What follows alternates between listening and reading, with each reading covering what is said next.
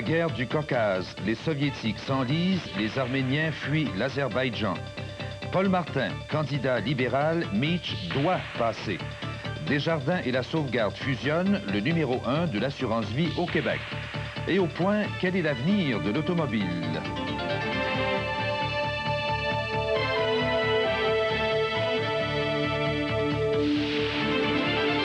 Le téléjournal, avec Bernard de Rome. Bonsoir, mesdames et messieurs. Eh bien, ça va tellement mal pour les troupes soviétiques envoyées en Azerbaïdjan et en Arménie qu'on leur a donné la permission de se servir de leurs armes pour se défendre et pour faire cesser les combats. Partout, les 11 000 hommes rencontrent une forte résistance. Des routes sont coupées, des postes de police encore une fois attaqués, sans compter que les Arméniens et les Azéris armés se regroupent dans les montagnes du Nagorno-Karabakh. Et les réfugiés arméniens qui fuient l'Azerbaïdjan sont des milliers. Ils racontent des histoires d'horreur, d'hommes, de femmes, d'enfants battus, violés ou brûlés vifs. Les informations proviennent presque exclusivement des médias soviétiques. Voici ce que nous a fait parvenir de Moscou, Don Murray. L'exode d'une ville de violence et de terreur a commencé. À Yerevan, la capitale d'Arménie, des réfugiés qui ont fui leur foyer pour sauver leur vie sont arrivés aujourd'hui, encore sous le choc de leur épreuve. Dans les hôpitaux de Yerevan, les traces de la violence ethnique étaient évidentes sur les visages et les corps. Je ne sais pas comment je suis sorti vivant, dit-il. C'est peut-être la chance ou peut-être la grâce de Dieu. Parmi les victimes, un officier soviétique, sérieusement blessé quand il a essayé de protéger les Arméniens. Nous sommes au bord de la guerre civile, dit-il. Et à Moscou, encore des réfugiés, leurs visages tuméfiés témoignant des journées de terreur. À la délégation arménienne, des centaines de gens qui ont fui le Sud parlaient de leur peur. They tell me if I shall come again, they will kill me. Ils m'ont dit de partir pour de bon, dit-elle. Autrement, ils me tueraient. Beaucoup d'entre eux blâment Mikhail Gorbatchev directement. Il n'est pas un homme sérieux, dit-il. Il ne fait rien pour nous protéger. Un conseiller de Gorbatchev dit que de telles accusations sont dures. For a leader and for such a human leader. Pour un tel chef, dit-il, c'est troublant, mais il a de la volonté, il a du courage. Il en aura besoin. Ce soir, la télévision soviétique n'a diffusé que quelques images en provenance d'Azerbaïdjan. Mais ses annonceurs ont parlé d'une situation où l'armée était encore bloquée aux aéroports, sur les chemins, par une population en révolte. Et puis, l'annonce que l'ordre a été donné aux soldats de tirer pour protéger les civils, eux-mêmes, ou leurs propres armes. Ce soir, une autre manifestation devant l'immeuble du comité central à Moscou. Les Arméniens exigeaient que le Kremlin fasse encore plus pour aider leurs concitoyens. The people are dying every day and every minute. Des gens meurent tous les jours, toutes les minutes, dit-il. Et nous voulons attirer l'attention du public là-dessus. Ce soir, Moscou essaie toujours de venir à bout de la violence. Même le décret de l'état d'urgence n'a pas encore suffi. Le pays qui se déclare une union commence à ressembler à un empire qui se disloque. Ici Don Murray, à Moscou. Alexandre Dubček, le responsable du printemps de Prague, dont les idées réformistes triomphent maintenant 20 ans plus tard en Europe de l'Est, a été honoré par le Parlement européen. Il a reçu le prix Sakharov des droits de la personne pour son travail inlassable en faveur d'un nouvel ordre économique dans son pays. Alexandre Dubček, à titre de président de l'Assemblée nationale tchécoslovaque, a promis l'adoption d'une charte pour protéger les droits de la personne supprimés sous le régime communiste.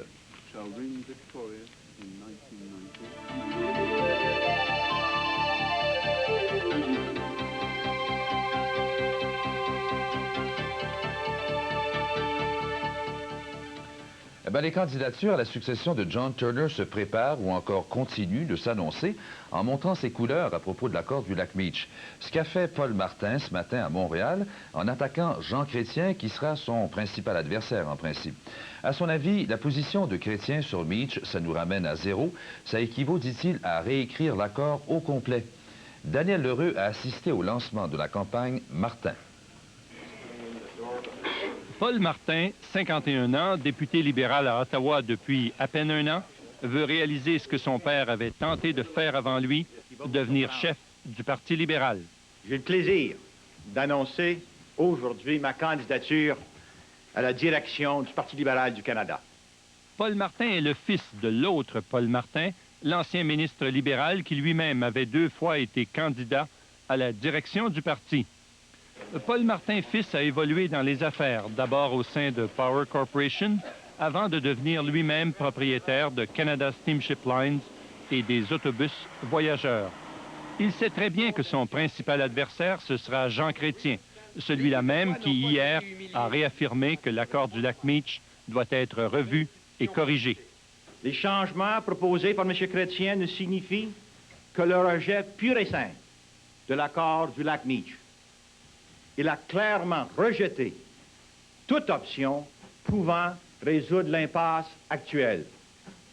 Son option est de reprendre tout à zéro. À Jean Chrétien, qui prétendait hier que les Québécois n'ont pas été humiliés en 1982, Paul Martin répond que l'exclusion du Québec était une tragédie. J'appuie inconditionnellement l'accord du lac Meech avec ou sans accord parallèle. Toute la publicité de Paul Martin est orchestrée pour que son nom soit associé à une chose, l'avenir. Le mot « avenir » revient dans son discours comme une obsession. Il faut prendre notre avenir en main. Le message est subtil mais clair. L'homme de l'avenir, c'est lui. Facile de comprendre que l'autre, c'est l'homme du passé. Toute la stratégie de Paul Martin est là. Convaincre les libéraux qu'avec Jean Chrétien, ce serait retourner en arrière et que lui seul peut battre Jean Chrétien. Le problème de Paul Martin, c'est que cela fait déjà 6 mois qu'il mène une campagne officieuse et plusieurs libéraux s'interrogent encore sur sa capacité de soulever une vague en sa faveur. Daniel Lheureux, à Montréal. En tout cas, Jean Chrétien, lui, n'a pas encore annoncé officiellement sa candidature que déjà les conservateurs le décrivent comme un homme du passé. Aujourd'hui, les ministres Benoît Bouchard et Marcel Masse sont accusés, à la suite de ses propos d'hier à propos de Meech, de ramener le Canada 10 ans en arrière. Et le premier ministre Monjournay le tient même responsable de l'isolement du Québec en 1982. Daniel Lessard rend compte des réactions. De retour de Floride, après 3 semaines, Brian Mulroney avait convoqué ses principaux ministres au lac Meech aujourd'hui. L'endroit tout désigné pour parler de l'accord du même nom, mais surtout pour tirer à boulet rouge sur Jean Chrétien, qui hier a eu le malheur de dire que cet accord, eh bien, il ne vaut rien. Je pense que Jean Chrétien revit un retour d'âge politique sur ces périodes passées. Et Jean Chrétien, c'est Pierre-Éliott Trudeau 10 ans après, c'est tout, ça n'a pas changé. Marcel Masse va encore plus loin et il accuse Jean Chrétien d'avoir fait sa carrière politique sur le dos du Québec, ce qu'il va bientôt regretter. C'est évident que c'est toujours compromettant pour les Canadiens français les prises d'opposition de Chrétien parce que ça donne des lueurs d'espoir à tous les manches canadiens qui existent dans ce pays-là. Brian Mulroney, lui, est moins cinglant.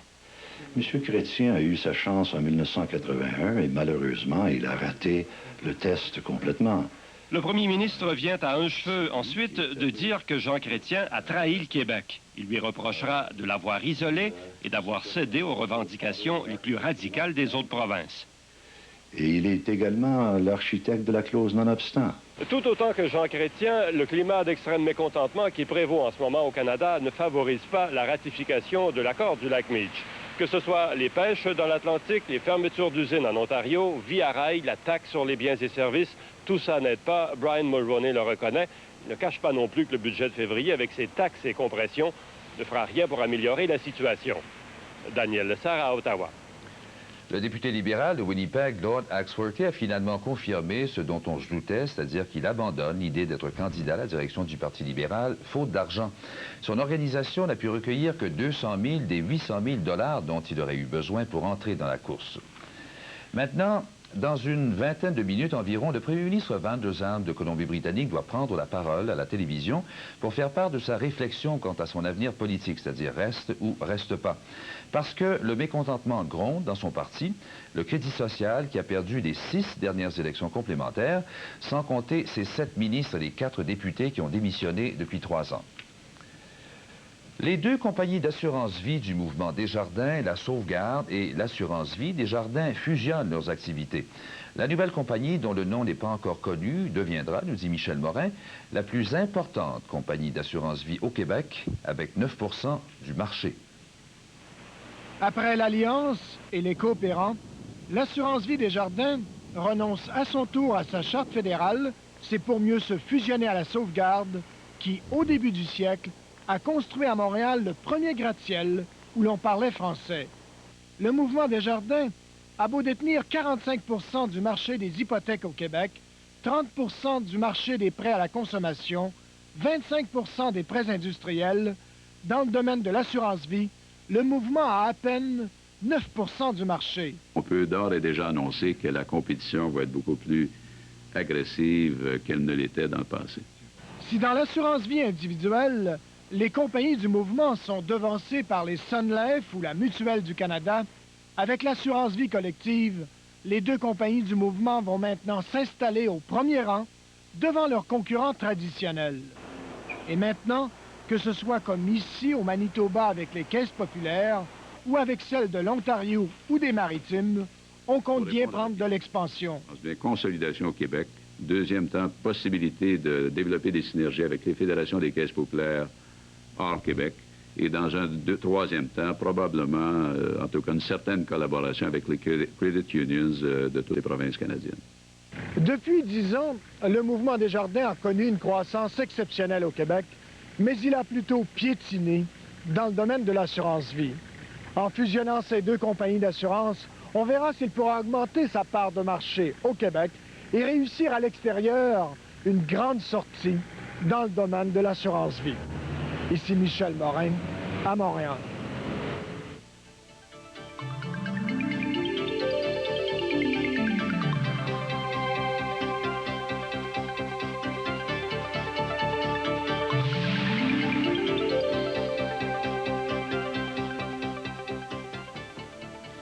Le gouvernement de Colombie refuse de marchander avec les caïds de la drogue la fin de la guerre qui les oppose depuis 5 mois. Ce matin, les trafiquants avaient offert au gouvernement de reconnaître sa victoire et de suspendre leur commerce illégal en échange d'une amnistie générale et de leur réinsertion dans la société comme citoyens ordinaires. Les propositions étaient contenues dans un communiqué remis au gouvernement par ces deux femmes libérées après 1 mois de captivité aux mains des barons de la drogue. Elles suivaient de 48 heures à peine une importante offensive gouvernementale qui a permis l'arrestation de 2500 personnes soupçonnées de participer au trafic de la drogue et la saisie d'une importante quantité d'armes. Il y a 3 semaines seulement, le Maroc échappait à une marée noire. Eh bien, il y a un autre déversement de pétrole qui vient de frapper la même région de l'Atlantique. Cette fois-ci, ce sont les côtes de l'archipel de Madère qui sont touchées par une nappe de pétrole qui atteint 40 cm d'épaisseur. Et ce soir, le Portugal a dépêché des experts et de l'équipement, mais Sophie Jouve a constaté qu'il est déjà trop tard pour l'île de Porto Santo. Cette tortue l'a échappé belle, mais des centaines de mouettes, de poissons et de tortues de mer sont restées prises au piège de la boue noirâtre. Depuis hier, plus de 50 tonnes de pétrole sous les côtes est et sud de l'île de Porto Santo, dans l'archipel de Madère. Une nappe de pétrole longue de 20 km. Regardez, voici tout ce qu'il reste de la plage de la côte sud, de ces 8 km de sable blanc, le fleuron touristique de cette petite île. La vente du poisson a été interdite et les usines de dessalement d'eau fermées par crainte d'une contamination. Pour l'instant, l'origine de la nappe reste mystérieuse. Selon la marine locale, elle ne vient ni du pétrolier iranien qui a menacé les côtes marocaines, ni du tanker espagnol qui a déversé son mazout au nord de l'archipel le mois dernier. Cette pollution date de quelques jours. Le pétrole est très sombre et dense. S'il était resté 1 mois dans l'eau, il serait mousseux et jaunâtre. Le responsable pourrait être un pétrolier qui aurait dégazé en pleine mer au lieu de nettoyer ses soutes au port. À Québec, les fonctionnaires du ministère de l'Environnement exigent des excuses du ministre Pierre Paradis qui a laissé entendre avant Noël qu'ils étaient incompétents. Là aussi, le chef de l'opposition du Parti québécois, Jacques Parizeau, lui, qui soutient que s'il est vrai, comme l'a déclaré lundi à Radio-Canada le ministre Paradis, que la santé des Québécois est menacée par le manque de fonds de son ministère, eh bien, M. Paradis devrait tout simplement démissionner. Marc Blouin nous dit où en est le débat. Qui ont existé, mais qui... Les fonctionnaires de l'environnement n'ont pas pardonné au ministre Paradis d'avoir laissé entendre avant Noël qu'ils étaient incompétents et en partie responsables des problèmes du ministère. Ils en ont assez. Ils ne veulent pas être les coupables, désignés de cette situation. Ils étaient prêts à en prendre, ils en ont pris. Après Saint-Basile, après la Balmette, après l'épisode des déchets dangereux, et j'en passe. Mais là, le ministre est allé trop loin. Ils exigent des excuses du ministre Paradis et lui ont fait parvenir une pétition. Si ça ne tourne pas rond à l'environnement, disent-ils, c'est la faute du gouvernement qui n'a pas de volonté politique. La situation est telle qu'ils sont d'accord avec Pierre Paradis pour affirmer que la santé et la sécurité du public sont menacées, faute d'argent et d'effectifs. À peu près tout le monde au Québec actuellement peut polluer comme il le veut. Pour le chef du Parti québécois, si la situation est aussi grave, le ministre doit démissionner. Si quelqu'un est persuadé qu'il ne peut pas assurer la santé et la sécurité du public et qu'il ne peut pas recevoir les ressources nécessaires ou satisfaisantes pour un objectif comme celui-là, il n'y a qu'à partir. Pierre Paradis répète aujourd'hui qu'il ne fait que dire la vérité. J'ai choisi la stratégie qui, je crois, est la bonne, de rendre le ministère de l'Environnement plus transparent et de porter les problèmes sur la place publique pour que la population soit consciente de l'état du dossier de l'environnement. Beaucoup se demandent si ce n'est pas surtout une stratégie pour aller chercher de l'argent, au moins les 50 millions promis pendant la campagne électorale, alors que Québec s'apprête à couper dans les budgets. Si c'est le cas, dit Jacques Parizeau, c'est jouer avec le public et c'est incorrect. Marthe Blouin, à Québec. Une étude américaine sur le cholestérol est venue contredire ce qu'on a cru durant toutes les années 80. On a cru que le son d'avoine aidait à réduire le taux de cholestérol dans le sang. Eh bien, l'étude faite à Boston indique plutôt que ceux qui consomment du son d'avoine ont un taux moins élevé de cholestérol, tout simplement parce qu'ils mangent moins de gras. Et c'est justement ce que vise l'Association des cardiologues canadiens, qui veut inciter la population du pays à mieux se nourrir et ainsi à réduire les risques de maladies. Réal Damour nous dit ce qu'il en est. Les maladies cardiaques sont responsables de 50% des décès au Canada. Un Canadien décède à tous les 10 minutes de cette maladie. Le cholestérol est l'une des principales causes de décès et plus de 60% de la population canadienne dépasse la norme permissible du taux de cholestérol dans l'organisme. Maintenant, il est recommandé qu'aux 5 ans, chez les Canadiens, lors de bilans périodiques annuels, que non seulement le cholestérol soit vérifié, mais que l'ensemble des facteurs de risque que je vous parle, tabac, activité physique, soit revu par votre médecin. Un taux de 210 mg par décilitre de sang est considéré sans danger. Mais voilà qu'au Québec, plus de 70% de la population dépasse cette norme.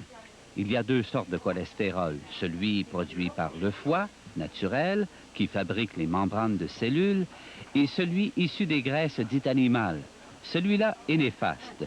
Il peut être maîtrisé par une bonne diète alimentaire. Le consensus canadien vise à réduire l'absorption de graisse à moins de 300 mg par jour d'ici 10 ans. Le consensus canadien sur la prévention des maladies cardiovasculaires recommande une alimentation appropriée et d'après tous les experts en alimentation, nous devrions baisser environ à 190 seulement par une meilleure alimentation dans 5 ans, dans 10 ans. Reste un fait, les Québécois ont le taux de cholestérol le plus élevé en Amérique du Nord. Cela est dû à des maladies héréditaires et génétiques et à la mauvaise alimentation. C'est ce que les cardiologues et les diététistes veulent corriger au cours des 30 prochaines années. Réal Damour, à Montréal. Voici maintenant une histoire qui soulève les passions à Aylmer, dans l'Outaouais. Elle se présente de la façon suivante. Le conseil municipal voudrait afficher publiquement les photos des criminels d'habitude de la ville dans le but de faire diminuer la criminalité. Il y a même un comité consultatif à ce sujet qui a été formé hier soir. Mais déjà, des organismes voués à la défense des droits de la personne et des ex-détenus crient au scandale. Monique Durand expose le problème. C'est donc à l'unanimité et dans le calme plat que le conseil municipal a décidé de créer ce comité devant une salle où il y avait plus de journalistes que de citoyens. Ce comité décidera comment on s'y prendra pour mettre en œuvre la politique qui a été imaginée par la police d'Aylmer. Je félicite le directeur de la sécurité publique, M. Langelier, de nous amener des idées originales. La police d'Aylmer n'a d'ailleurs pas attendu les félicitations du conseil. Elle a déjà distribué dans les dépanneurs de la ville les affiches controversées. Ils nous ont fait un genre de sondage pour voir si on était d'accord d'afficher les photos dans les vitrines. Et moi, j'étais d'accord, puis quelques jours après, ils m'ont fourni la photo. André Laflamme, un ancien détenu, a bien essayé d'intervenir après l'adoption de la résolution, mais on lui a répondu qu'il aurait dû le faire durant la période de questions, au tout début de la soirée. J'ai pas le droit de parole, monsieur. Il m'a parlé aux journalistes en arrière, ça ne fera pas votre affaire, monsieur. Les autres vont m'écouter. Impassibles, les conseillers ont donc continué leur assemblée, mais dehors, l'émotion était à son comble. Aujourd'hui, qu'est-ce qu'on veut faire? C'est une affaire sauvage. On veut mettre les porte-draps de nos enfants sur les murs. Moi, je suis un petit gars de 12 ans. Si mon petit gars vient qu'à faire des criminels, je veux pas voir son portrait sur les murs. Ouais. Ça prend un ignorant pour parler comme vous avez parlé, monsieur. Ça prend un ignorant pour parler comme ça. Cela a tourné à la prise de bec entre un autre ancien détenu et un résident d'Elmer, victime d'un vol récemment. Moi, messieurs, ces gars-là, ils ont fait chez moi 9 fois, OK? La première fois que j'en ai rencontré un, là, il y avait un couteau dans les mains. Je le virais de bord, OK? Là, je me suis acheté un bat de baseball. En somme, c'est tout le débat entre les droits des victimes et les droits des criminels. Monique Durand, à Elmer. L'ancien ministre français de la Défense, Charles Hernu, est mort à 66 ans des suites d'une crise cardiaque. Il avait été contraint de démissionner de son poste en 85 après avoir été mis en cause dans le scandale du sabotage du Rainbow Warrior, ce navire de Greenpeace qui avait été coulé en Nouvelle-Zélande par des agents des services secrets français. En terminant, au Québec, ce sont les commissions scolaires qui sont responsables de la moitié des activités d'alphabétisation. Ailleurs au pays, ce sont surtout les organismes qui en ont pris charge.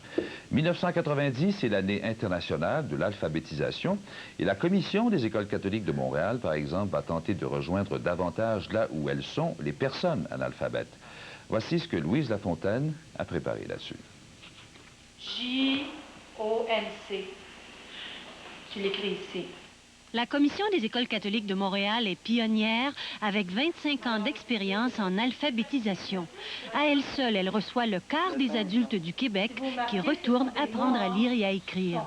Dans une société où l'école est obligatoire jusqu'à 16 ans, il y a encore des oubliés du système, des gens qui n'ont jamais pu apprendre et qui en ont souffert. Apprendre, écrire et lire, c'est quelque chose pour lui. On dirait que je me sens un autre atmosphère. Je n'ai pas honte, c'est me sens. Quand je voulais écrire, il fallait toujours demander quelqu'un d'aide pour m'aider à écrire chaque chose que je voulais dire. Aujourd'hui, j'en suis fière d'être capable d'être autonome. La plus grande difficulté, c'est d'oublier que l'école a été douloureuse pour eux. Souvent, bon, ça a été des expériences d'échec, de dévalorisation, et de revenir comme ça sur les bancs de l'école, ça leur demande énormément de courage. Cette année, la CECM veut donner l'alerte sur l'importance du problème et rejoindre une clientèle plus large en allant la chercher au travail. Alors, en allant sur le marché du travail, en offrant le produit, d'ailleurs, des fois, les patrons connaissent aussi les besoins, en offrant des programmes adaptés à ces gens-là, ça permet d'aller rejoindre cette clientèle-là. Mais pour améliorer la performance des centres d'apprentissage qui existent déjà, il y a aussi du travail à faire. Peu d'adultes arrivent à soutenir un effort suffisant pour arriver à leur objectif. Dans une première étape, on parle d'un taux de succès de seulement 10%, une moyenne pour le Québec. Il faut également réaliser que les démarches que ces adultes entreprennent ne sont pas des démarches de court terme, mais plus souvent qu'autrement à long terme et souvent en plusieurs étapes. On aurait besoin de ressources additionnelles pour assister ces adultes, mais ce n'est pas prévu dans les budgets ni de la CECM, ni du ministère de l'Éducation. Ici Louise Lafontaine, à Montréal. Nous vous avons présenté le téléjournal de Radio-Canada. N'oubliez pas le point qui suit, comme d'habitude. Ici Bernard de Rome à Montréal. Bonsoir, merci de votre attention. À demain.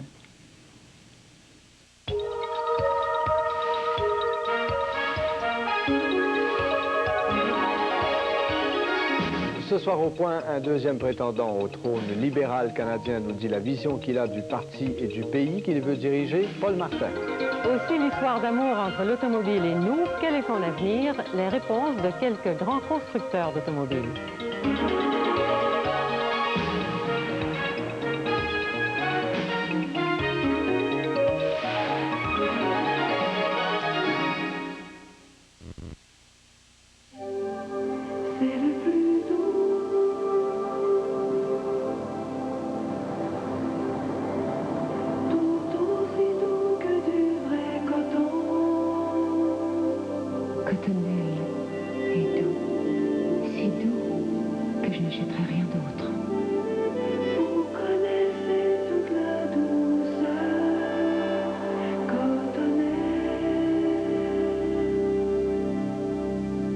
Bonjour, Je suis là pour vous parler de la grande vente annuelle de matelas Dauphin. Des réductions de 10 à 50 dans tous nos magasins partout au Québec. Suivez-moi. Sur l'électrosommeil, 10 Sur l'ensaché, 15 La boîte modulaire Matsu, 15 Les oreillers en latex, couvre-matelas et couvre-oreiller, 20 Et notre super spécial, l'ensemble privilège, 50 L'annuel de matelas Dauphin à Charny, Québec, Sainte-Foy, Charlebourg, Lévis, Saint-Georges et partout au Québec. En collaboration avec Le Soleil et Radio-Canada, la Société du Grand Théâtre de Québec présente le Royal Winnipeg Ballet à la salle Louis Fréchette.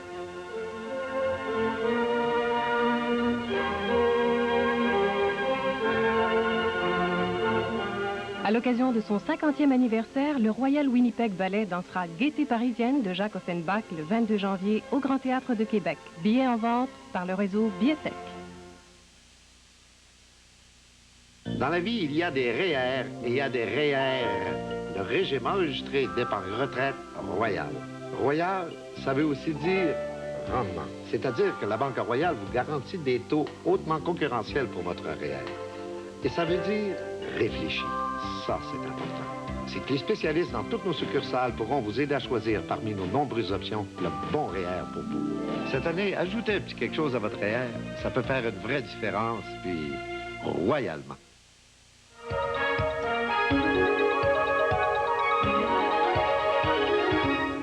Le Point, avec Madeleine Poulain et Simon Durivage.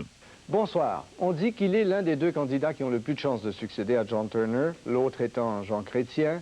Il s'agit de Paul Martin ou Paul Martin, comme vous voulez. Les deux lui vont. Il est à la fois franco-ontarien de naissance et anglo-québécois dans son mode de vie. Il est marié, il a 3 grands-enfants.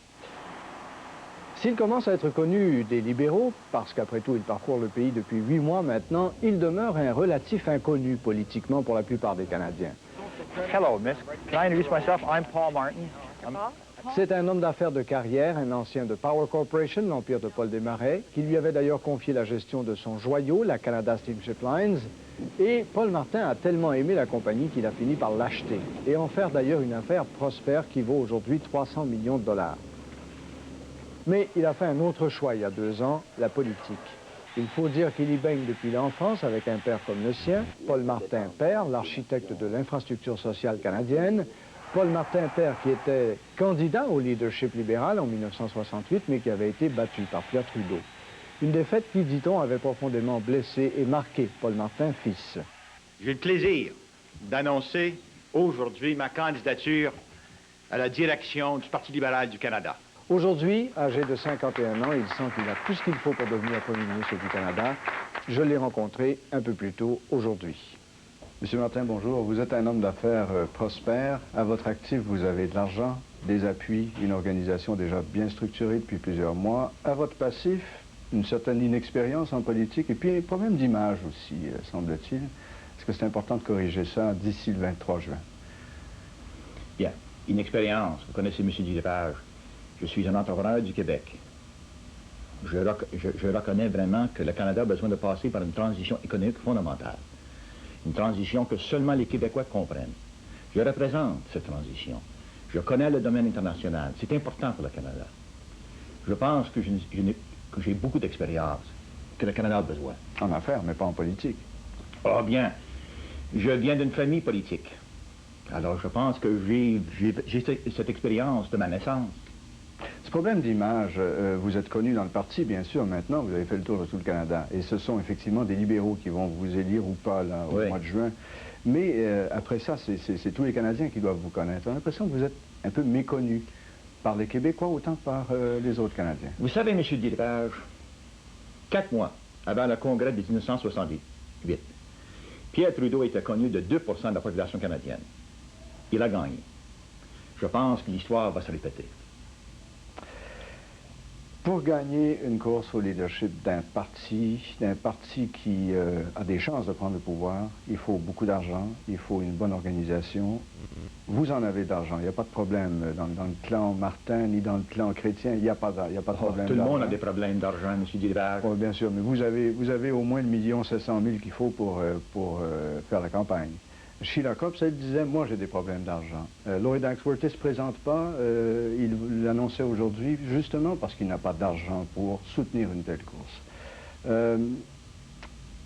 Quelles sont les conséquences de telles inégalités de moyens quand un congrès au leadership d'un grand parti se déclare? Oui, moi je crois que c'est dommage que l'argent peut nuire à un candidat valable. Mais c'est beaucoup plus que ça. On a aujourd'hui au-delà de 1000 bénévoles qui travaillent pour nous à l'échelle nationale. Ils travaillent de façon volontaire. C'est pas de l'argent, c'est une question d'appui. C'est ça vraiment qui compte. Oui, mais ceux qui ont de l'argent ont plus de chance que d'autres. Oh, peut-être, mais vraiment, c'est un appui dans le parti qui compte. Et c'est ça que j'ai. Écoute, les 1000 bénévoles que j'ai, ils ne sont pas payés. Ils travaillent parce qu'ils partagent avec moi la même vision. Une vision du Canada de l'avenir. Ils savent fort bien que le Canada ne peut pas continuer avec des idées dépassées. Ils savent fort bien que le Canada, il va falloir que le Canada devienne concurrentiel au niveau économique. Ils savent fort bien qu'on a besoin d'investir dans des Canadiens. Alors, précisez-moi justement un petit peu cette vision qu'a Paul Martin du Canada. Qu'est-ce que vous voulez faire de ce pays-là? Parce que vous voulez être chef de parti et éventuellement Premier ministre du Canada. Oui. C'est quoi votre vision économique, politique, constitutionnelle? Ma vision économique, c'est très clair. C'est le modèle du Québec. Il y a 25 ans, le Québec était une économie introvertie, stérile. Aujourd'hui, nous sommes la province la plus dynamique au Canada. Moi, je veux que le reste du Canada connaisse ce qu'on a fait ici et qui imite dans les institutions, dans le sens d'entrepreneurship, dans la façon de créer une mission nationale, ce que nous avons fait ici au Québec. En ce qui concerne les programmes sociaux, il faut arrêter de marginaliser les Canadiens. Il va falloir vraiment investir dans les Canadiens pour leur donner la chance de participer pleinement dans tout ce que la société a à offrir. Les handicapés, les mères célibataires, qu'est-ce que ça veut dire ça précisément, là? Comment ne pas marginaliser les Canadiens? Comment les intégrer? Parce qu'il faut reconnaître que, oh oui, c'est très clair, on a un déficit aujourd'hui. Mais on a aussi un déficit dans la qualité humaine. On a un déficit dans l'environnement. Moi, je suis prêt à investir aujourd'hui pour avoir un retour dans le futur. L'accord du lac Meach. Là, les positions commencent à être claires. Jean Chrétien, hier, nous a dit, moi, c'est non au lac Meach. Je veux bien reconnaître les conditions du Québec, mais il faut repenser de fond en comble cet accord-là. La position de Paul Martin, quelle est-elle précisément? La position de Jean Chrétien, c'est très clair. Il vient de rejeter l'accord du lac Meach. Moi, j'appuie de façon inconditionnelle le lac Meach. Je suis pour un accord parallèle, un accord pour garantir que le lac Meach passe, un accord pour vraiment rencontrer les besoins très légitimes des autres Canadiens, les Autochtones, le Sénat réformé. Mais laisse-moi vous dire, M. Dirivage, avec ou sans accord parallèle, j'appuie le lac Meach. Mais vous êtes pour un accord parallèle. Déjà, c'est un compromis que vous faites, ça. Bien non, un accord parallèle pour garantir que le lac Meach passe. Mais si on n'a pas d'accord parallèle, encore, je suis pour le lac Meach. Je veux que le lac Meach passe. Qu'est-ce que vous faites pour qu'il passe? Ben, j'ai parlé en faveur du lac Meach dans toutes les provinces du Canada. Pour moi, le lac Meach, c'est pas seulement bon pour le Québec, c'est bon pour le Canada. Ça fait partie d'une vision nouvelle du Canada. Oh, il faut arrêter ces liens dépassés. Il faut reconnaître qu'on veut bâtir un pays. Et la façon de le faire, c'est vraiment de régler cette question constitutionnelle et de passer à nos problèmes et nos opportunités économiques et sociales. Les problèmes économiques, c'est également le coût énorme du gouvernement fédéral qui est rendu avec un déficit accumulé de 350 milliards de dollars de dette du gouvernement. Qu'est-ce que vous feriez avec ça? Mais d'abord, il y a énormément de gaspillage à Ottawa. Il va falloir le couper. Mais il y a d'autres choses. Premièrement, des taux d'intérêt, des taux aberrants. Ça nous coûte au-delà de 6 milliards de dollars, les taux qui existent aujourd'hui. Il va falloir baisser les taux si on veut vraiment faire accroître l'économie. Forceriez-vous le gouverneur de la Banque du Canada de les baisser, les taux d'intérêt? Il faut d'ici 1 an et demi que les taux d'intérêt baissent au niveau, à leur niveau naturel. Oui, la réponse à votre question est oui. Vous le forceriez à le faire? Je lui dirais, écoute, voici notre plan d'attaque pour l'économie, voici comment est-ce qu'on va baisser le déficit, voici comment on va accroître l'économie, la productivité de l'économie, parce que c'est la meilleure façon de baisser le déficit. Et après tout ça, je dis, maintenant, si vous l'acceptez, il va falloir baisser les taux d'intérêt, parce que le problème qu'on a aujourd'hui, M. Dirage, c'est une question de récession. Il faut vraiment que l'économie canadienne prenne un peu d'avance. Alors oui, la réponse à votre question est sans équivoque. On dit depuis le début de cette course, qui est commencée depuis plusieurs mois officieusement, que l'homme à battre, c'est Jean Chrétien. Est-ce que c'est mieux que vous soyez à plusieurs pour le battre, Jean Chrétien, ou est-il mieux que vous soyez très peu nombreux? Oh, ça c'est une question de stratégie. Pour moi, le Parti libéral va avoir à choisir entre une vision de l'avenir et une vision quasi traditionnelle. Pour moi, le Parti libéral va toujours choisir pour l'avenir. Nous sommes un parti d'évolution. Jean Chrétien est un homme du passé? Ah, c'est vous qui le dites. Je vous pose la question. Moi, je pense que je suis l'homme de l'avenir. J'ai aucune intention de faire des commentaires sur mes adversaires. On vient de passer 4 ans où le Parti libéral a été très divisé. C'est à cause de ça qu'on a perdu les élections de 88. Moi, je veux qu'on sorte de Calgary un parti uni. Et la seule façon de le faire, c'est vraiment pour parler pour soi-même. Merci infiniment, M. Martin. Monsieur Durivage.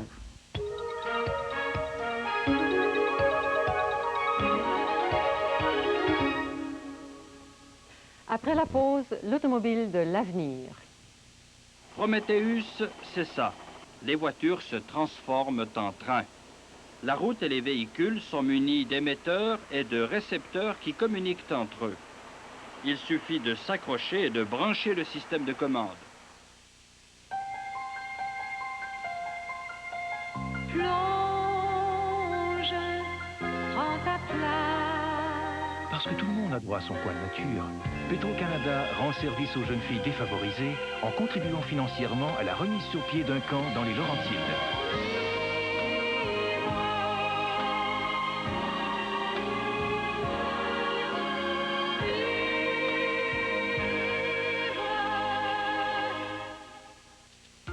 Il y a 50 bonnes raisons d'aimer le vendredi. Parce que la fin de semaine est arrivée. Parce que j'ai le goût de lâcher mon fou. Parce que ma blonde me trouve beau. À ce qu'on est bien, les fesses à l'eau. C'est le temps de s'amuser. Et il y a 50 bonnes raisons de prendre une 50. Parce qu'elle est blonde, blonde et dorée. La meilleure est pour mon homme. 50. Un professeur au-dessus de tout soupçon est arrêté. Quelles charges ont été retenues contre lui? Un fait divers qui prend des proportions dramatiques. Tu ne vas pas sacrifier cet enfant pour tes saloperies de sondage. Une chasse à l'homme menée par une équipe de télévision sans scrupules. Avez-vous été photographié par M. Silla? Non. Un procès bousculé par les événements. On est allé trop loin. Suivez l'enquête en direct. Coupez. Pénétrez dans l'univers fascinant de la presse électronique. Martin Sheen, en vedette dans Profession journaliste, vendredi 20h. Hier soir, au Point, on a vu que l'automobile est en train de nous poser de sérieux problèmes, entre autres pollution, embouteillage et aussi l'étalement urbain. Ce soir, nous posons une question. La technologie peut-elle régler ces problèmes ou faudra-t-il davantage, des sacrifices, des choix politiques douloureux par exemple? Ce qui est sûr, c'est qu'on ne peut plus continuer à polluer comme on le fait, à congestionner nos routes comme on le fait. Le Point a visité des centres de recherche de grands constructeurs d'automobiles. Ils ont des réponses, mais pas toutes les réponses. Vous allez voir qu'il faut s'attendre à changer quelques-unes de nos habitudes.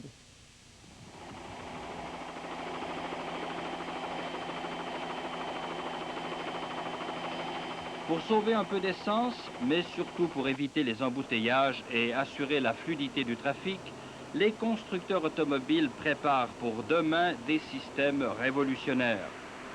Le projet européen Prometheus veut rendre les routes intelligentes. Prometheus, c'est ça. Les voitures se transforment en trains. La route et les véhicules sont munis d'émetteurs et de récepteurs qui communiquent entre eux. Il suffit de s'accrocher et de brancher le système de commande. Pour sortir de la file, un bouton et le tour est joué. Une des réflexions qui ont motivé le programme Prometheus, c'était de se dire que nous fabriquions des objets, en l'occurrence des voitures, des objets destinés à la mobilité, mais qu'on se préoccupait de l'objet et pas du moyen de s'en servir. Et qu'il pourrait arriver un jour où on sache continuer à fabriquer des voitures, mais peut-être les gens ne voudraient plus en acheter ou n'en achèteraient plus parce qu'ils ne pourraient plus s'en servir. Après avoir quitté la route intelligente, lorsqu'il arrive en ville, le conducteur branche son système Carminat. Il donne sa position et son lieu de destination à l'ordinateur de bord. Puis il se laisse guider. J'ai rentré à la destination. Et la voiture maintenant devrait me guider. Donc elle va se Take first turning right, then keep to the right. Voilà. Donc là, vous pouvez théoriquement fermer l'écran et y aller au son. Absolument. Et elle vous donne de l'information combien de temps avant les carrefours? Celle qui juge du moment. Par exemple, elle peut nous dire prendre la première à droite où elle nous prépare. Elle nous dit par exemple prendre la deuxième à droite. Donc elle nous prépare à l'avant. Voilà, prendre la deuxième à droite. Et avant d'arriver à cette rue-là, elle nous dira alors prendre la première à droite. Donc le conducteur est prévenu vraiment avant de s'engager dans la rue. Un système radio informe en permanence l'ordinateur sur les bouchons, les accidents et les travaux afin que le trajet soit automatiquement adapté. Dans 5 ans, le système Carminat contiendra sur une seule disquette la cartographie précise de toutes les villes d'Europe.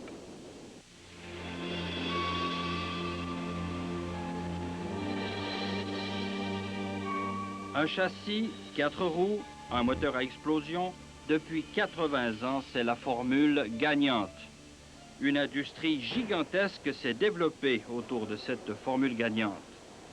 400 millions de voitures sillonnent déjà les routes du globe et cette année, les constructeurs vont en fabriquer 35 millions de nouvelles.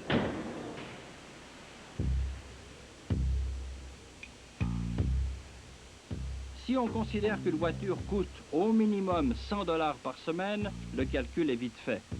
L'automobile est une poule aux œufs d'or, une méga-industrie, surtout en Occident.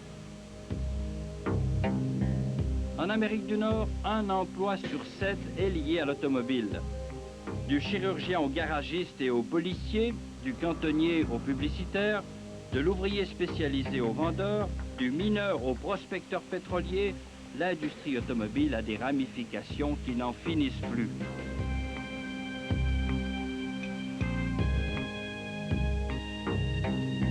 Mais la voiture n'est pas seulement une industrie, c'est aussi un mode de vie. Statut social pour certains, liberté de mouvement pour d'autres, droit fondamental pour d'autres encore, la voiture est le porte-étendard de notre société. C'est un objet sacralisé. Je pense qu'il est assez bien connu que l'automobile est une extension de soi. Plusieurs études ont démontré justement que l'automobile, c'est un peu soi-même, c'est un peu également son domicile qu'on transporte avec soi. Et c'est un véhicule, évidemment, qui nous assure beaucoup de mobilité, beaucoup de liberté, qui répond également à des valeurs d'individualisme. Alors, l'automobile est excessivement importante comme valeur. Mais il faudra bien y toucher un jour à cet objet qui prend trop de place et qui pollue trop. Idéalement, il faudrait une solution radicale. Mais pour les politiciens, pas question d'imposer cette solution radicale à des conducteurs qui sont aussi des électeurs. Quant aux citoyens, il ne veut pas entendre parler de restrictions, de limitations dans sa liberté de mouvement. Conséquence, il n'y a pas grand-chose qui se fait. Et tout le monde semble rêver, attendre une solution miracle qui viendrait de la technologie ou de la science.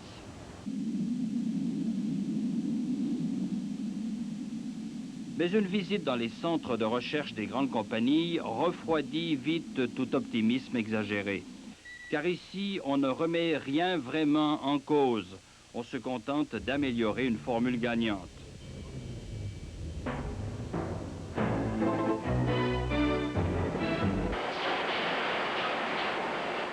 En 10 ans, grâce à l'utilisation du plastique, de l'aluminium et de nouveaux alliages d'acier, le poids moyen des voitures américaines est passé de 4000 à 3000 livres. C'est toujours beaucoup plus que les voitures japonaises et européennes. John Allison est responsable du développement des moteurs chez Ford à Détroit. In terms of fuel economy, I think the easy gains have been made, and now we're at a level where each gain is going to be very difficult, and you really have to be looking in great detail at each component and each possibility. En moyenne, une réduction de 10% du poids d'un véhicule représente une économie d'essence de 6%. Toyota est le champion de l'utilisation de nouveaux matériaux. 150 kg par voiture en moyenne, contre 100 kg seulement aux voitures américaines.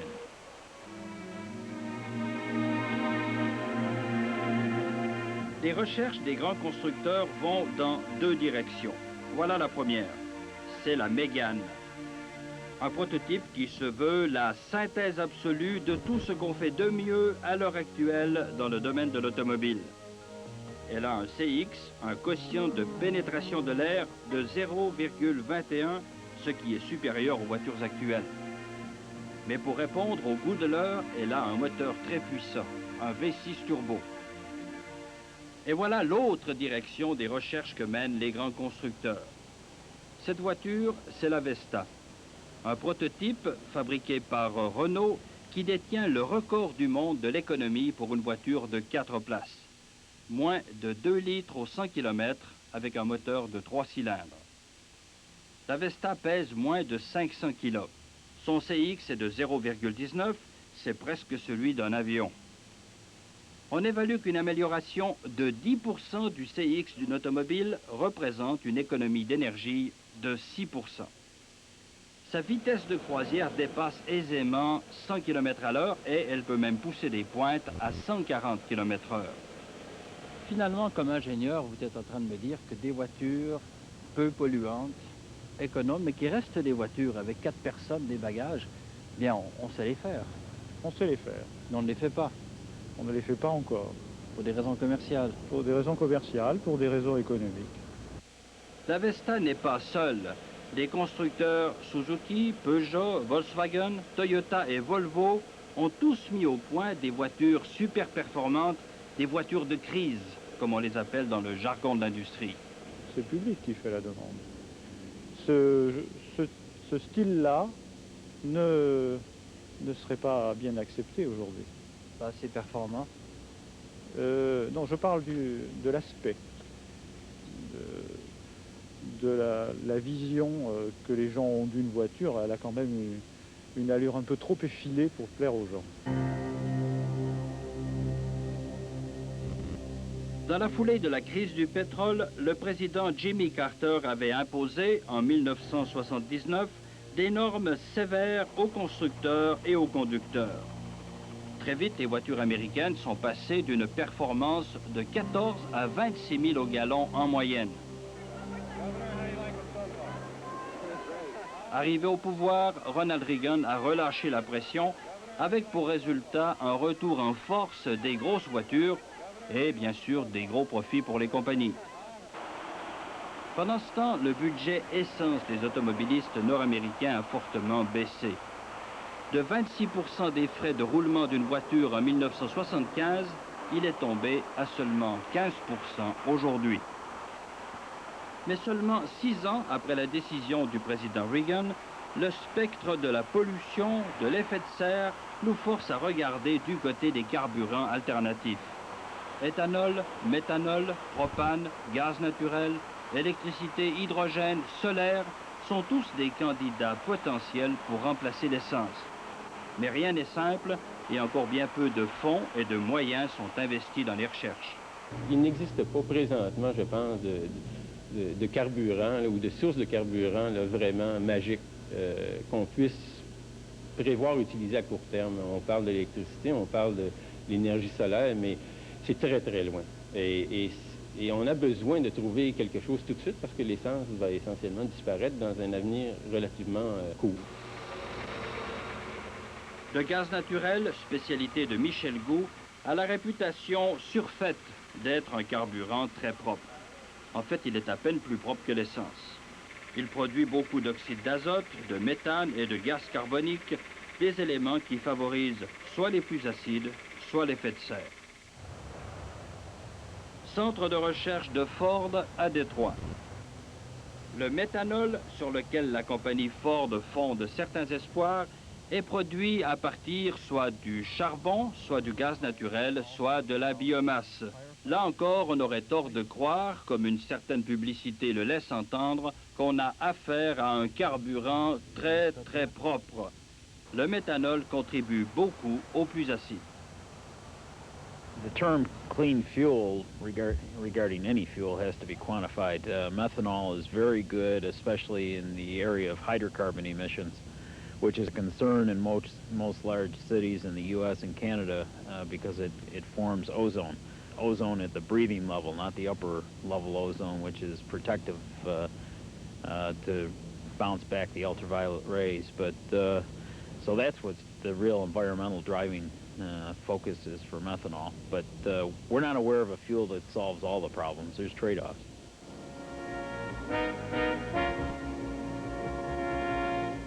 L'éthanol, l'alcool de canne à sucre ou de maïs, fait déjà rouler 4 millions de voitures sur les routes du Brésil. Mais là encore, il ne s'agit pas d'une alternative sérieuse et universelle à l'essence. D'ailleurs, les Brésiliens eux-mêmes déchantent et amorcent depuis 2 ans un retour massif à l'essence conventionnelle. Tout d'abord parce que l'éthanol pollue lui aussi beaucoup. Ensuite, parce que cela demande autant d'énergie pour produire 1 litre d'éthanol que l'énergie que ce litre va donner en carburant. L'électricité est un autre carburant alternatif dont on parle beaucoup en Europe, au Japon et bien sûr en Amérique du Nord. À Détroit, chez Ford, une équipe de chercheurs travaille là-dessus depuis plusieurs années. Question moteur, on a beaucoup progressé, mais le problème, ce sont les batteries.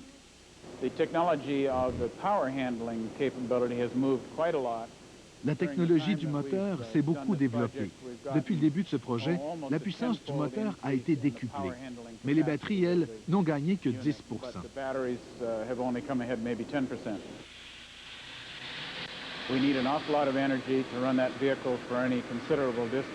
On a besoin d'une énergie considérable pour faire rouler ce véhicule. Les meilleures batteries disponibles aujourd'hui nous permettent seulement 100 000 d'autonomie. Et nous sommes très loin de pouvoir en faire une production massive. Au centre de recherche d'Hydro-Québec, à Varennes, près de Montréal, on manifeste aussi un optimisme très modéré sur la possibilité que l'électricité nous fasse voyager en voiture entre Montréal et Toronto dans un avenir prévisible. La technologie de base qui fait défaut présentement, c'est l'accumulateur, donc la pile rechargeable. Les accumulateurs qu'on connaît aujourd'hui, c'est le plomb acide qu'on a dans le véhicule actuellement, mais qui sert uniquement au démarrage. Donc il faut des batteries, des accumulateurs rechargeables qui soient nettement et d'un facteur 2, 3 ou 4 ou 5 fois plus performants pour atteindre ces distances-là. Début 1990, le grand patron de General Motors, Roger Smith, présente en grande pompe un prototype de véhicule électrique. 2 places, 200 km d'autonomie, c'est une voiture de ville. C'est un début qui doit permettre à General Motors de tester la technologie, mais aussi de tester la réaction du public. Quand on parle de pollution atmosphérique due à l'automobile, il faut voir les choses globalement. Parce que bien sûr, une voiture électrique au centre-ville ne pollue presque pas. Mais ça ne veut pas dire que des millions de voitures électriques ne polluent pas. Parce que ces voitures ont des batteries qu'il faut bien recharger toutes les 10 ou 12 heures. On a fait un calcul sommaire et on s'est rendu compte que juste pour le Québec, si tout le parc automobile était électrifié, eh bien, pour recharger les batteries pendant la nuit, par exemple, il faudrait construire soit une autre baie James, soit 3, voire même 4 centrales nucléaires. Alors ceux qui disent que la voiture électrique est la solution facile, simple et logique au problème de la pollution atmosphérique due à l'automobile, cela exagère. Et puis, ce qui est vrai pour la voiture électrique est aussi vrai pour cet autre carburant alternatif qu'on dit miracle et qu'on nous promet depuis bien longtemps, l'hydrogène. Parce que pour produire de l'hydrogène, il faut de l'électricité, beaucoup d'électricité. Comment va-t-on produire cette électricité? En construisant des barrages, avec le nucléaire, avec des centrales au charbon? Et ces 3 questions ne sont pas les seules en ce qui concerne l'hydrogène. Au départ, sur papier, c'est une solution extrêmement élégante, facilement vendable. On prend de l'eau, on fait de l'hydrogène et on fait de l'eau. Au point de vue politique, au point de vue environnemental, c'est l'idéal. Mais ça cache toutes les différentes étapes technologiques associées à ce cycle-là. Donc, si philosophiquement, globalement, le cycle est intéressant, à chaque élément, à chaque étape, il y a des problèmes techniques de coûts et de techniques associés. Soit au niveau de la production, au niveau du stockage de l'hydrogène, qui est un gaz très léger, très peu énergétiquement dense. Donc, il faut soit le comprimer ou le liquéfier. Donc, il y a différents éléments techniques importants à résoudre avant d'arriver à cette solution ultime. En conclusion, aucun carburant alternatif ne représente une solution radicale, miraculeuse à la pollution atmosphérique causée par les voitures. En fait, tout indique qu'aucun carburant alternatif ne va bientôt remplacer l'essence sur une grande échelle. Quant au soleil, compte tenu des fonds investis dans la recherche, ce n'est pas demain qu'il fera rouler un autobus entre Montréal et New York. Pour nous faire patienter sans avoir trop mauvaise conscience, en Europe, par exemple, on vend de l'essence verte pour un ciel plus bleu. L'effet psychologique est frappant. Même la pompe est verte. En réalité, il ne s'agit de rien d'autre que d'essence sans plomb qui, grâce à la publicité, est devenue un produit écologique. Il faut le faire. Pollution atmosphérique d'un côté, embouteillage d'un autre, les pouvoirs politiques n'ont pas de solution toute faite. Ils tâtonnent. Je ne crois pas que la technologie et la science en elles-mêmes puissent faire quoi que ce soit. C'est même la technologie et la science qui sont largement responsables des problèmes.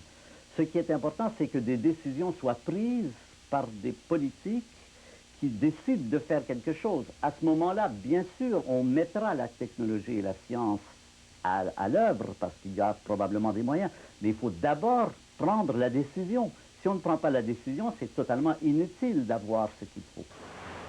Les écologistes et des organismes de recherche indépendants suggèrent une solution radicale aux politiciens pour régler à la fois les problèmes liés à la pollution et ceux liés aux embouteillages.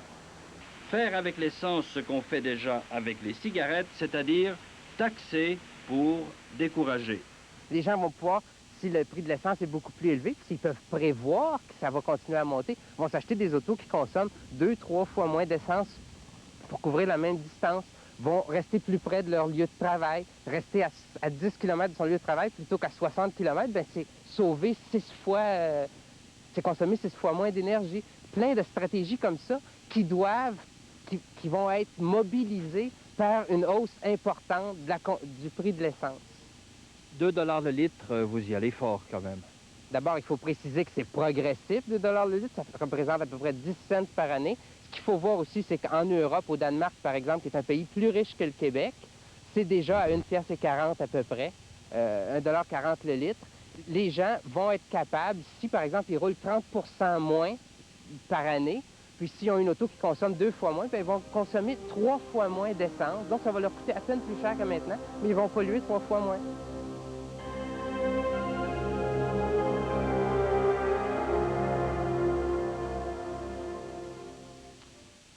Je vous rappelle que vendredi soir au Point, après-demain, nous allons faire une émission sur l'euthanasie et que nous avons toujours besoin de vous et de vos témoignages. Vous pouvez continuer de nous appeler demain toute la journée entre 9 et 5 et nous faire part de ces témoignages si vous avez vécu ou si vous êtes en train de vivre un cas où se pose la question de l'euthanasie. Ce numéro de téléphone, c'est le 514-790-0606 à Montréal. Nous assumons bien sûr les frais d'appel pour tous les appels qui viennent de l'extérieur et nous vous assurons aussi de la plus totale discrétion sur ces témoignages. Et voilà, on se quitte là-dessus. Il me reste à vous souhaiter une bonne fin de soirée, une bonne nuit. Revenez-nous demain. Bonsoir Simon. Bonsoir Madeleine. Au revoir.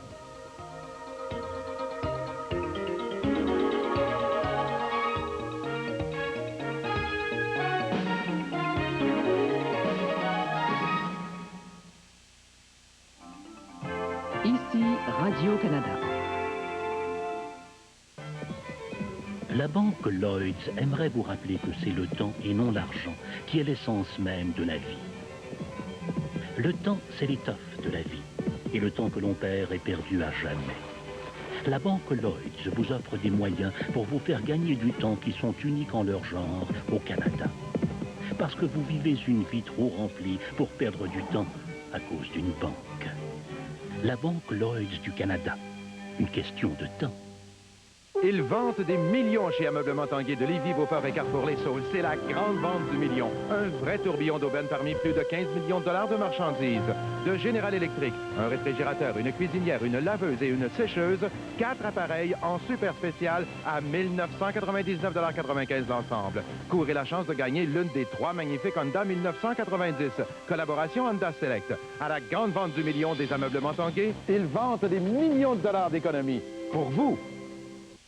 Avec Nautilus Plus, l'année 90 commence en beauté. Passez dès aujourd'hui dans un centre Nautilus Plus et obtenez 2 semaines d'essai gratuits. Oui, 2 semaines d'essai gratuits. Découvrez nos appareils hautement sophistiqués. Entrez dans la danse. Tout cela gratuitement. Alors, venez vous amuser chez Nautilus Plus. Emmenez vos amis. Venez pratiquer vos sports de raquettes. Faites vite, vous avez jusqu'au 30 janvier pour réclamer votre bon d'essai. 2 semaines d'essai gratuits. Exclusivement chez Nautilus Plus.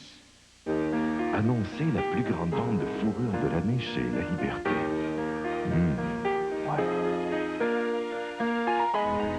Comment l'illustrer? De la neige, des fourrures somptueuses et des prix fous. Ah oui, les meilleurs prix de l'année. La plus grande vente de fourrure de l'année. Ouais, ah oui. La Liberté.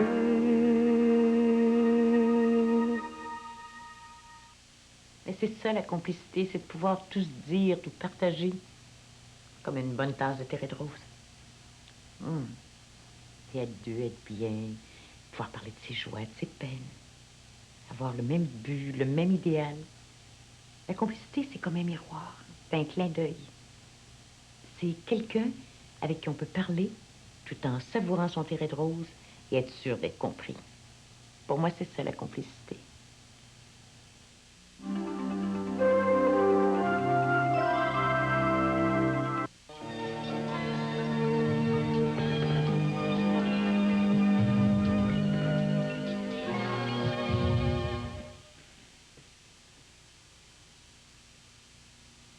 Bonsoir, Mesdames, Messieurs. La pluie et la glace ont causé des problèmes toute la soirée sur les boulevards et les autoroutes de la région. Les policiers de Sainte-Foy ont même dû fermer la côte de Cap-Rouge pendant 3 quarts d'heure. Les flaques d'eau ont fait déraper plusieurs automobilistes. Déjà en fin d'après-midi, la pluie et le grésil rendaient la circulation difficile. Des camions ont dû s'arrêter à Stoneham parce qu'ils étaient incapables de gravir la côte glissante. Le gouvernement fédéral aurait catégoriquement repoussé le plan de sauvetage de Marine Industrie, propriétaire du chantier naval de Lauson. Cette décision, le gouvernement du Québec refuse de la commenter. Mais le chef de l'opposition, Jacques Parizeau, ne gêne pas pour dire qu'Ottawa a décidé de condamner les chantiers maritimes québécois. André Brassard. Ottawa aurait donc refusé les 3 demandes du Québec pour sauver les chantiers maritimes québécois. Ce plan de relance prévoyait le partage des pertes accumulées par Marine Industrie depuis 1988, des pertes non confirmées de 150 millions. La renégociation des contrats des frégates faisait aussi partie de cette opération sauvetage, tout comme la garantie qu'Ottawa assure de nouveaux contrats aux chantiers maritimes québécois après 1992. Selon le chef de l'opposition, si le fédéral a vraiment refusé cette garantie, il a automatiquement condamné les chantiers maritimes québécois. Ça n'a pas de sens que, puisque l'essentiel des contrats pour tous les chantiers navals au Canada viennent d'Ottawa, c'est 95% des contrats, qu'Ottawa puisse être amené à nous dire il n'y aura pas de contrat de fédéraux pour de la construction navale au Québec. S'il dit ça, il condamne toute construction navale ici. Le ministre de l'Industrie et du Commerce responsable du dossier, Gérald Tremblay, était beaucoup moins volubile aujourd'hui. Il a préféré ne pas commenter le refus d'Ottawa. Cependant, en décembre dernier, il admettait que les chantiers maritimes québécois devraient fermer s'ils n'obtenaient pas de nouveaux contrats. Si on n'a pas de contrat du gouvernement fédéral, comment on peut maintenir les chantiers maritimes en opération? 3 500 emplois dans les régions de Québec et de Montréal sont en péril, mais le chef de l'opposition estime que Québec est incapable de les défendre. Jacques Parizeau aime bien répéter que le gouvernement québécois est prêt à tout sacrifier afin de sauver l'accord du lac Meach. André Brassard, à Québec. La maire de Sillery et une délégation de la région n'ont pas appris grand-chose d'une visite qu'ils ont faite aujourd'hui à Bécancour. Ils allaient voir là-bas de l'équipement semblable à celui qu'on veut installer ici pour le transbordement d'alumine. L'ennui, nous dit Ghislain Beaulieu, c'est qu'il n'y avait pas de bateau au port de Bécancour aujourd'hui, donc pas de transbordement d'alumine. Les fonctionnaires de Sillery, Québec et de la CUQ ont pris l'autobus à l'invitation de l'Oralco et du port de Québec. À Bécancour, on leur a montré les installations de transbordement de l'alumine, installations qui doivent être semblables à l'anse au foulon. Un portique de déchargement pneumatique aspire la matière première des cales de bateau et l'alumine est acheminée jusqu'au silo par des convoyeurs hermétiques. Aucune pollution, affirme-t-on à l'aluminerie ABI. Pas de poussière, très peu de bruit. Comparable à un moteur d'autobus. Les silos de Bécancour sont même un peu plus élevés que ceux prévus à L'Anse-au-Foulon. Mais voilà, il n'y avait pas de bateau en déchargement aujourd'hui, de sorte que les visiteurs sont demeurés sur leur appétit. On aurait aimé voir tout le monde, je pense, cet équipement-là fonctionner et tout au moins l'entendre. On nous assure que c'est à peine plus fort qu'un murmure. Je veux bien le croire, là. Mais j'aimerais l'entendre. Alors peut-être qu'on reviendra au moment où il y aura un bateau. De toute façon, plusieurs visiteurs veulent attendre l'étude d'impact qui sera terminée en février pour se faire une idée. Étude effectuée par Lavalin qui gère également le projet de l'aluminerie de Deschambault. Ghislain Beaulieu à Bécancour. Les élus de la Ville de Québec ont rencontré les députés fédéraux de la région. La Ville souhaite qu'il y ait davantage d'échanges avec le fédéral sur les dossiers qui la touchent, les relations entre le port et les municipalités, l'avenir de la Pointe-à-Carcy et d'autres questions relevant du fédéral étaient à l'ordre du jour. Mais rien de concret n'a transpiré de cette rencontre. Ce ne sont pas tous les étudiants de l'Université Laval qui sont contre l'augmentation des frais de scolarité. Aujourd'hui, les étudiants en sciences et en génie et ceux en administration ont dit qu'ils étaient pour. Une position, a constaté Bruno Richard, qui ne plaît pas à la Confédération des associations d'étudiants. Les associations qui expriment leur accord avec la hausse des frais de scolarité ne sont pas les moindres. Ce sont les plus importantes en nombre, dont la Faculté des sciences et génie et aussi les sciences de l'administration. Un soutien à la politique annoncée en décembre par le ministre Claude Bryan, mais aussi certaines exigences en retour. On espère une réforme des prêts et bourses qui sera adéquate face à la hausse des frais de scolarité, particulièrement. Aussi, on espère que, non seulement on espère, mais on exige que le gouvernement apporte des argents neufs si nous aussi on a à débourser. Ce que voudraient voir réaliser les étudiants, ce serait une sorte de transfert direct des frais de scolarité dans des budgets alloués à l'amélioration du matériel pédagogique et scientifique. Un projet qui entraînerait toute une réforme des modalités des frais d'études selon les disciplines. Ça peut même impliquer que les frais de scolarité soient différents d'une faculté à l'autre carrément parce que les besoins sont différents. D'autres associations qui n'ont pas fait grand bruit seraient aussi prêtes à endosser cette prise de position, celle qui est favorable à la hausse des frais, en médecine, en droit possiblement. À l'université, les associations sont regroupées en confédérations, la CADEL. Or, cet organisme, depuis 1986, maintient un non catégorique au dégel des frais de scolarité. On s'appuie sur le principe de l'accès à l'éducation pour tous. L'augmentation des frais de scolarité ou l'amélioration du régime de l'aide financière, c'est la même lutte. C'est la lutte pour la démocratisation de l'enseignement. Un peu partout au Québec, les associations étudiantes consultent leurs membres en vue d'une grève générale. Cette grève pourrait débuter dans quelques semaines. À l'Université Laval, la consultation commence demain avec une assemblée générale des délégués de chaque association. Bruno Richard, à l'Université Laval. Et voilà, mesdames, messieurs, qui complète notre supplément régional ce soir. Hier, Louis, les Nordiques ont gagné dans l'Ouest. Oui, contre Winnipeg. Ils ne perdent pas tout le temps. Et ce soir... J'en savais des choses. Oui, ce soir, c'est les Canadiens qui ont mangé une raclée, tu me disais. Une raclée, oui. En tout cas, ceux qui ont vu, oui, 6-3, ceux qui ont vu la remontée des Highlanders au classement de la section Patrick voient maintenant que ce n'est pas le fruit du hasard. Alors, toutes les nouvelles du sport dans un petit moment, tout de suite après cette pause de publicité. Restez avec nous.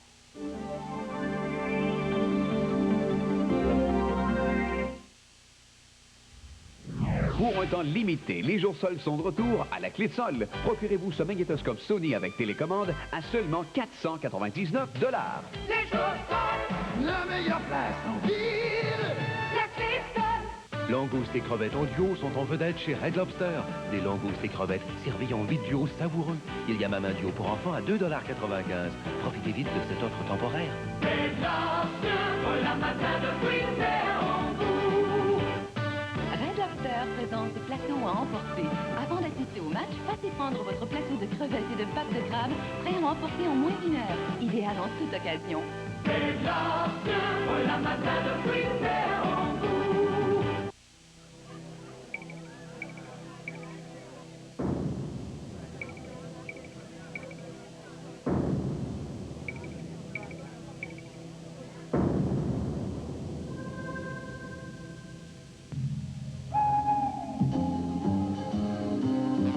C'est exceptionnellement vendredi à 20h que le public est invité au radioconcert du Palais Montcalm. En vedette, le quatuor Laval, le quatuor vocal et l'ensemble instrumental Gilles Auger dans des œuvres de Summers et Schaeffer. Radioconcert du Palais Montcalm, exceptionnellement vendredi à 20h. Une réalisation de Pierre Boutet.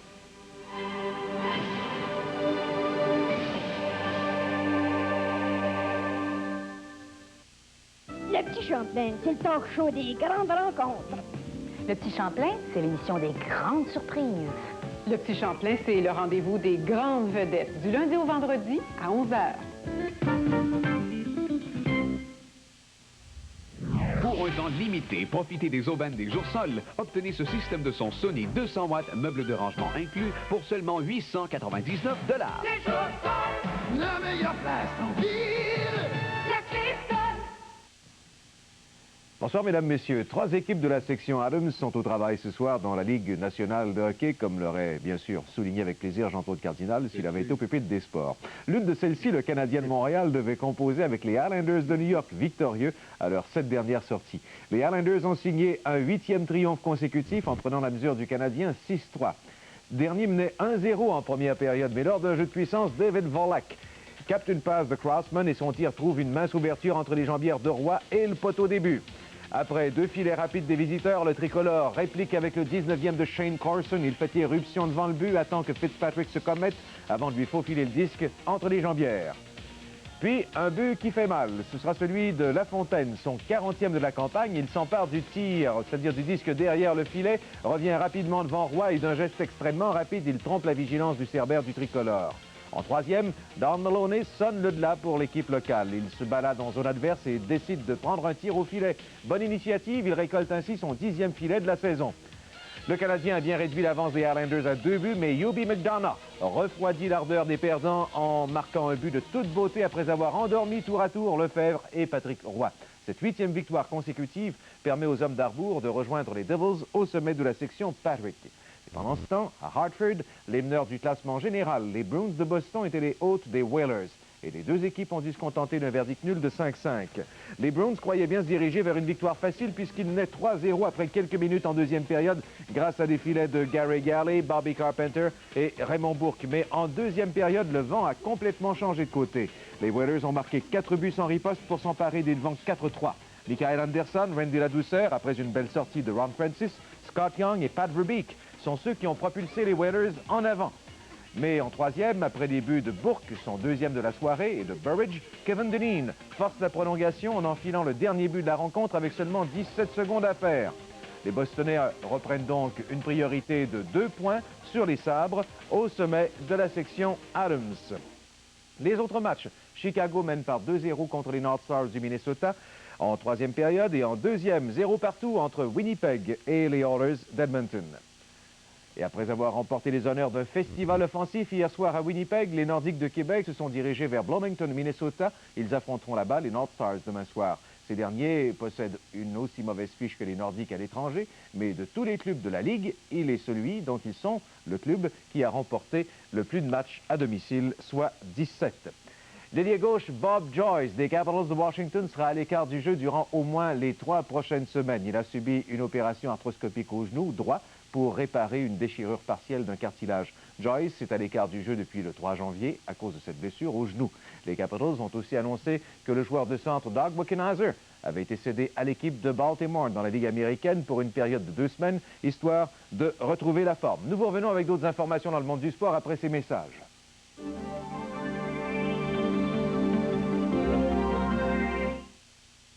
Il y en a qui disent que je fais trop d'exercice, que ça se peut pas, que je travaille trop, que je mange en vitesse. Ah, tout ce qu'ils peuvent trouver, ça se peut pas. Sauf une chose. Matrida. Ça se peut pas. Un professeur au-dessus de tout soupçon est arrêté. Quelles charges ont été retenues contre lui? Un fait divers qui prend des proportions dramatiques. Tu ne vas pas sacrifier cet enfant pour tes saloperies de sondage. Une chasse à l'homme menée par une équipe de télévision sans scrupules. Avez-vous été photographié par M. Silla? Un procès bousculé par les événements. On est allé trop loin. Suivez l'enquête en direct. Coupez. Pénétrez dans l'univers fascinant de la presse électronique. Martin Sheen, en vedette dans Profession journaliste, vendredi 20h. Mes amis me disent, t'en mets trop, ça se peut pas. Ils trouvent que je dépense trop, que je sors trop. Mes amis m'aiment assez, là. Ils me critiquent comme ça se peut pas. Sauf une chose, Matrida. Ça se peut pas.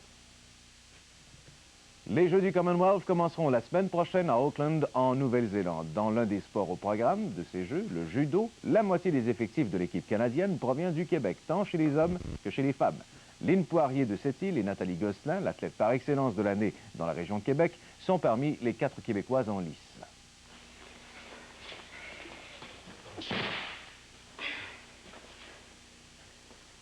Nathalie Gosselin en sera à sa 2e expérience aux Jeux du Commonwealth, après ceux d'Édimbourg en 1986 où elle avait mérité une médaille de bronze. Mais la lutte sera beaucoup plus serrée dans sa catégorie à Auckland. J'ai beaucoup de pression sur les épaules. En plus, que je sais que c'est une des catégories, le moins de 56, que ça va être une des plus difficiles parce que la championne olympique va être là. La 2e au championnat du monde sera là aussi. Mais je me dis, il y a 4 ans, je n'avais pas l'expérience que j'ai là. C'était moins difficile. Donc là, j'ai l'expérience. Je pense que les chances sont à peu près les mêmes. Les chances de remporter quoi? Une médaille sûre, mais il faut se motiver pour l'art toujours. Je ne sais pas comment je vais y arriver, mais je veux y arriver, mais ça sera difficile. Lynn Poirier a ramené elle aussi une médaille de bronze d'Édimbourg il y a 4 ans. Malgré un changement de catégorie des 48 aux 52 kilos, son expérience internationale est un acquis inestimable qui lui sera d'un grand secours à Auckland. Je suis allée chercher beaucoup d'expérience internationale dans le 48 kilos. Donc, le fait de changer 52, c'est sûr que c'est pas tout à fait la même affaire, mais je reste que mon bagage international que je suis allée chercher, il reste là, puis ça va m'aider gros. Vous avez battu récemment à Toronto la championne canadienne. Oui, la championne des 52 kilos. J'ai pas encore le titre de championne canadienne parce que le championnat canadien est seulement au mois de mai, mais j'ai éliminé la championne lors du tournoi à l'Ontario Open. Alors, Lynn, vous attendez quoi de cette compétition? Médaille de bronze en 86. Encore une fois, est-ce que, comme certaines de vos camarades, vous ressentez une petite de pression pour aller chercher quelque chose de plus impressionnant? Mais depuis que j'ai changé dans le 52, on dirait que la pression a tombé un peu parce que c'est nouveau quand même. Je fais des expériences, là, à voir le calibre et tout ça. Mais je m'attends à un podium, j'espère un podium. C'est le milieu de la saison de compétition pour l'équipe nationale de judo et il n'y aura pas de répit. Après celle d'Auckland, une tournée européenne préparera les championnats canadiens. Par après, je voudrais aller faire un 3 semaines, un mois en Europe pour faire quelques compétitions, peut-être le German Open qui appelle, faire des camps d'entraînement. Et puis, bon, c'est le Canadien qui revient au mois de mai, là, comme à chaque année, qu'il faut encore remporter une première place. La très grande majorité des favoris et des favorites ont continué leur progression aux internationaux de tennis d'Australie. Côté masculin, John McEnroe, retrouvant ses allures de jeune premier, a pris la mesure d'Antonic en 3-7 de 6-1, 6-2 et 6-1. Ivan Lendl, Henri Lecomte, Andrés Gomez, Yannick Noah et quelques autres ont également franchi le 2e tour. Chez les dames, notons la victoire de la Canadienne Helen Khaleesi qui a accédé à la 3e ronde. Elle a disposé de l'Allemande de l'Ouest Silke Meyer en 2-7 de 6-2 et 6-4. Se sont également qualifiés pour le 3e tour Steffi Graf, la grande favorite, ainsi que Elena Sukova, Jana Novotná, Pam Shriver et Katerina Maleeva. Battu en simple, le Québécois Martin Laurando a passé le 1er tour en double masculin en compagnie du Français Olivier Delettre. Le lanceur Dave Stewart des Athletics d'Auckland est devenu le plus haut salarié du baseball majeur. Il a accepté une prolongation de 2 ans à son contrat et ces 2 années additionnelles lui rapporteront 7 millions de dollars, soit 3,5 millions par saison en tenant compte des bonus. En fait, Stewart obtient un bonus immédiat de 2 millions de dollars en signant la nouvelle entente et son salaire sera de 2,5 millions de dollars en 91 et 92. Stewart a été proclamé le joueur par excellence de la dernière série mondiale et il compile une fiche de 21 victoires contre 9 défaites au cours de la saison 89. Il a remporté au moins 20 victoires au cours de chacune des 3 dernières saisons. Et le releveur Tim Burke des Expos de Montréal devrait signer demain un contrat de 3 ans évalué à plus de 6 millions de dollars. Les termes de l'entente seront dévoilés lors d'une conférence de presse convoquée par les dirigeants de l'équipe. Voilà, c'était les sports. La météo suit dans un instant.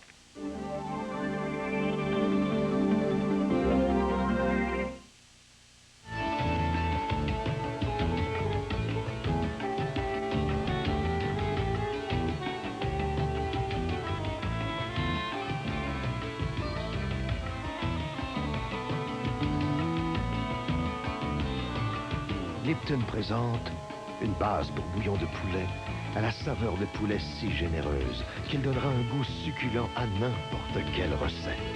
Tout a bon goût avec les bouillons Lipton. On vient de loin pour profiter d'un réputé mobilier de salon Elran, disponible en sofa, causeuse et fauteuil. Ou de cet invitant mobilier de dinette avec table au-dessus stratifié lustré pour 519,95. déco toutes les maisons. Wow! De plus, réglez le solde de vos achats en juillet 90. Les prévisions du temps, cette nuit, Québec est beau. Cette nuit, de la bruine intermittente, des vents du sud-ouest de 40 à 70 km à l'heure. Demain, de la pluie en avant-midi, de la neige par la suite. La température est à la hausse cette nuit pour atteindre 5 degrés. Et demain, la température sera à la baisse et elle atteindra moins 5 degrés. Il fait 2 en ce moment, l'humidité 95 %, la pression 100,5 kPa. Les vents sont légers. Vendredi, du froid, du soleil. Samedi, dimanche, de la neige. Louis, l'entraîneur de l'année au football américain, c'est qui? C'est celui des Packers de Green Bay, Lindy Infante. Ça, c'est selon le magazine de Sporting News. Merci Louis, mesdames et messieurs. Bonsoir. À demain, 23 h.